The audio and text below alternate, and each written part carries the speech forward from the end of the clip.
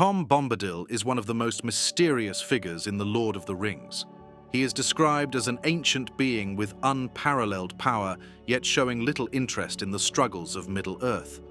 His cheerful demeanor and cryptic origins set him apart from all other characters.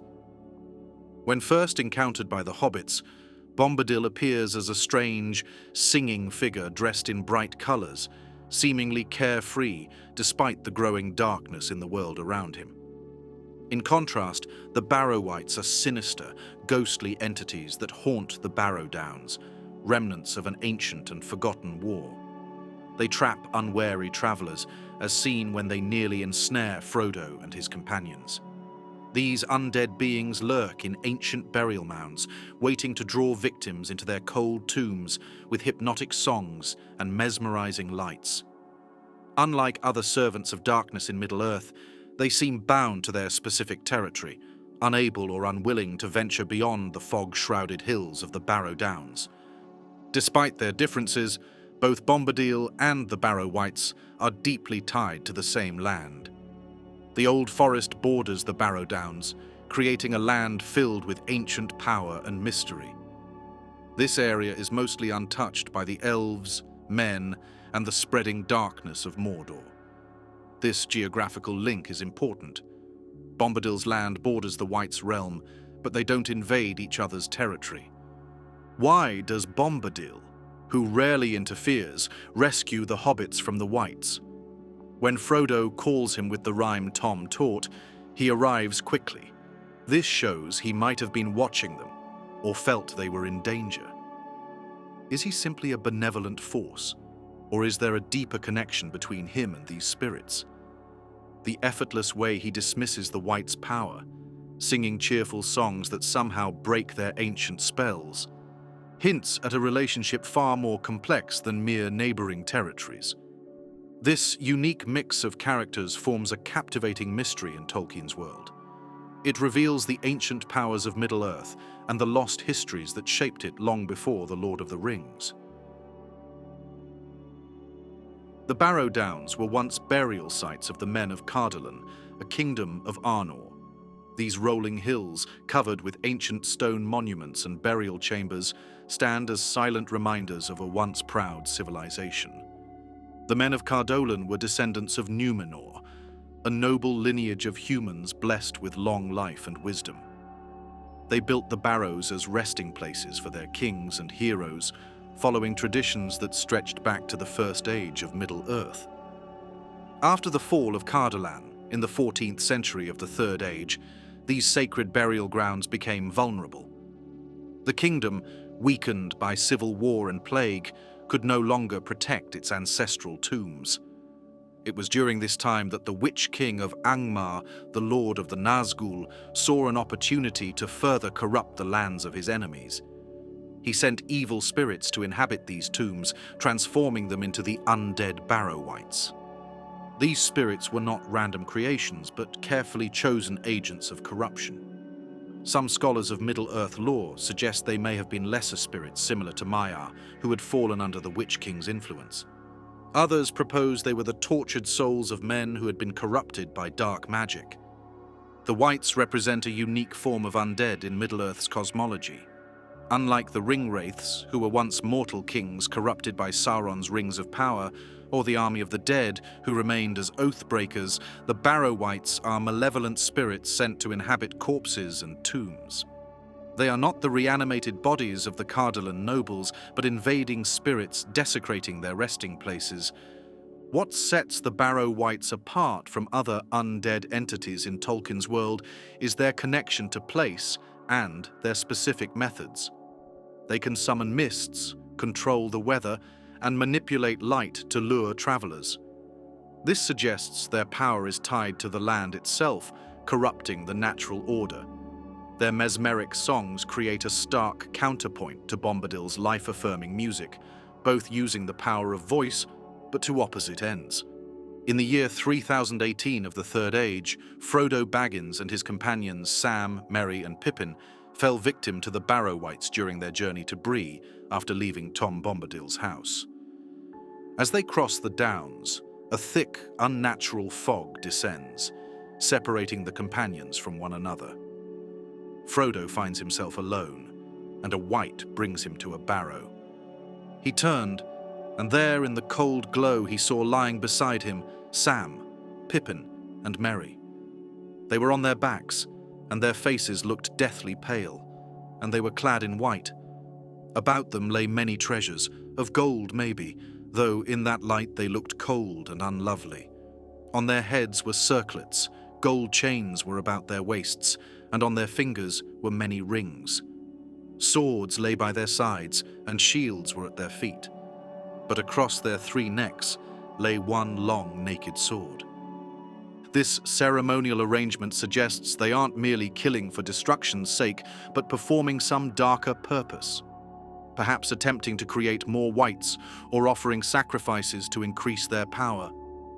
The scene depicts the wights not as mindless undead, but as beings performing specific actions with purpose, potentially still bound to the will of the Witch King centuries after their creation.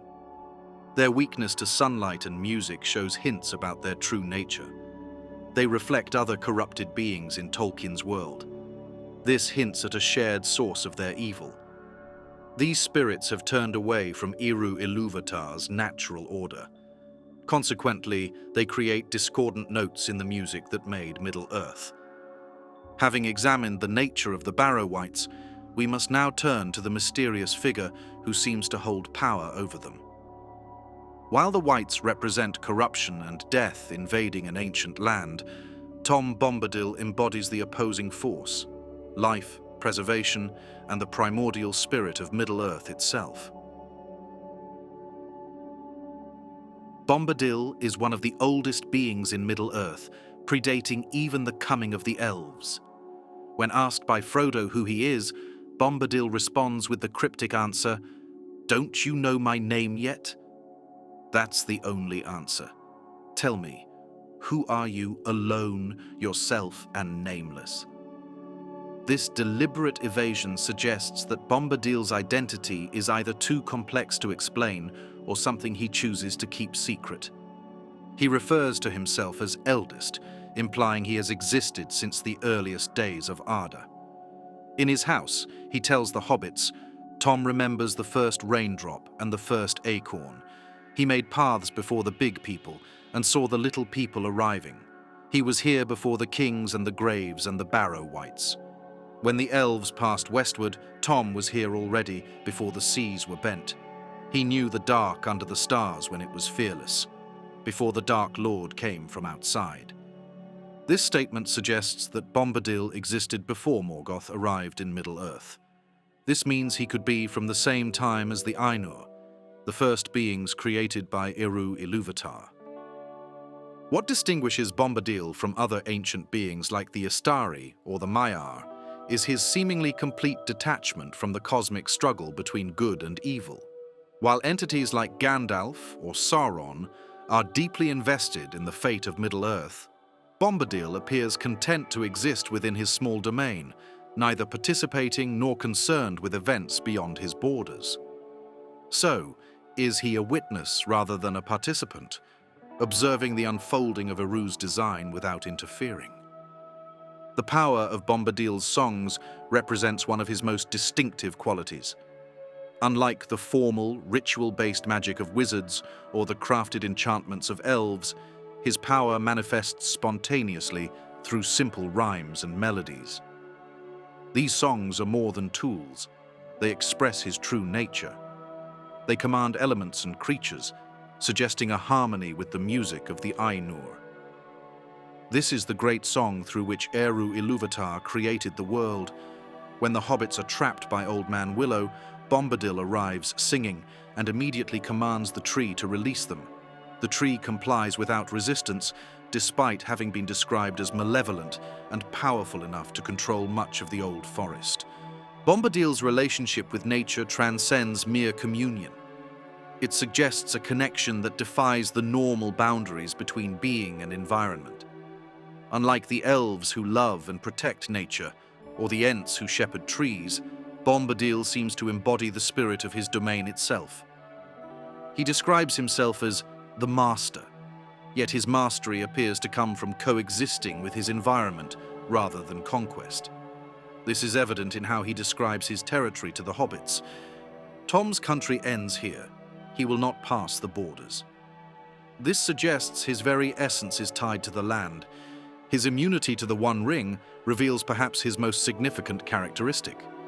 When Frodo, testing Bombadil's power, puts on the ring and should have become invisible, Bombadil can still see him clearly. Even more remarkably, when Bombadil himself puts on the ring, it has no effect on him, and he treats it as a mere trinket. At the Council of Elrond, the wise briefly considered sending the One Ring to Bombadil for safekeeping. However, they dismissed this idea because, as Gandalf explained, Bombadil would be indifferent to the ring's fate, making it inevitable that Sauron's forces would eventually find it.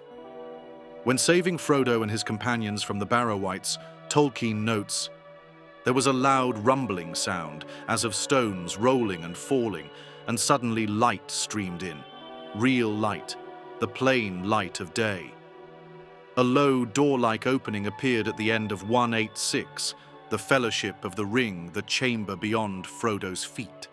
And there was Tom's head, hat, feather and all, framed against the light of the sun, rising red behind him. The Wights flee before him without a direct confrontation, suggesting his mere presence is repulsive to their nature. He treats the incident lightly, even taking treasures from the Barrows and giving the hobbits ancient blades from the tombs. His casual attitude toward powerful artifacts shows how disconnected he is from the material concerns that matter to other characters. This raises questions. How is Bombadil able to dispel the Wights so effortlessly? Does he have a deeper history with them? He easily banishes creatures that have haunted the Downs for centuries. This suggests he either has natural power over these spirits or knows their weaknesses well. Either possibility points to a connection between Bombadil and the Wights that goes beyond their geographical proximity. Several theories might explain the mysterious relationship between Bombadil and the Barrow Wights, each offering a different perspective on their connection. A compelling theory proposes a shared history between these enigmatic beings. Bombadil calls himself eldest, which means he likely saw the making of the Wights. He watched Cardolan rise and fall, saw the Barrows built as noble graves, and witnessed their corruption by the Witch King's spirits. His detailed knowledge of the Barrows and their contents suggests familiarity with both the original inhabitants and their current undead occupants. This suggests that Bombadil's link to the Wights is more personal than he shows to the hobbits. The evidence for this shared history appears in Bombadil's intimate knowledge of the Barrows and their treasures. After rescuing the hobbits, he selects specific weapons from the Barrows' trove with remarkable precision. For each of the hobbits, he chose a dagger, long, leaf-shaped, and keen, of marvelous workmanship, damasked with serpent forms in red and gold. They gleamed as he drew them from their black sheaths, wrought of some strange metal, light and strong, and set with many fiery stones. These turn out to be blades specifically forged by the men of Westernesse to fight the Witch King, exactly the weapons the hobbits would need in their journey. This careful choice shows a deep knowledge of the region's history and the evil forces the hobbits will encounter. Furthermore, Bombadil's treatment of the Barrow treasures suggests a personal connection to their original owners. He speaks of them with familiarity. "Fair was she who long ago wore this on her shoulder. Goldberry shall wear it now, and we will not forget her." This indicates not just knowledge of, but emotional connection to the people of Cardolan who created these burial sites before the Wights corrupted them. This is also reinforced by Bombadil's complex response to the Barrows. While he opposes the Wights' malevolence, he clearly respects and honors the original purpose of the Barrows as memorials. His preservation of select treasures, careful treatment of the tomb's contents, and knowledge of their history all point to a deeply personal connection with the place and its transformation over time. Another theory sees Bombadil as a warden of the area. He keeps an old agreement that holds the Wights inside the Barrow Downs. His territory is beside the burial grounds. He notices the Wights' activities, but only gets involved when needed. This suggests a form of containment, rather than elimination.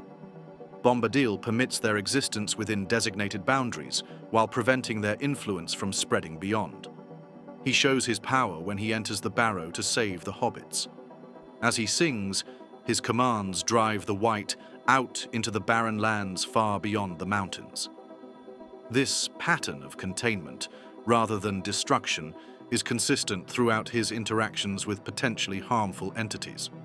This warden theory is strengthened by Goldberry's description of Bombadil. He has no fear. Tom Bombadil is master.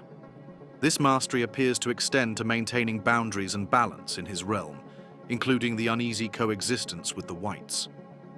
When the hobbits ask if the Barrows are safe to pass, Bombadil acknowledges the danger, but provides them with protective rhymes rather than eliminating the threat entirely. Further evidence of his role as a maintainer of balance, rather than an eradicator of darkness. A third theory proposes that Bombadil and the Barrow Wights are both remnants of a forgotten age, ancient beings who coexist despite their opposing natures. Their shared antiquity might create a relationship of mutual recognition, if not respect.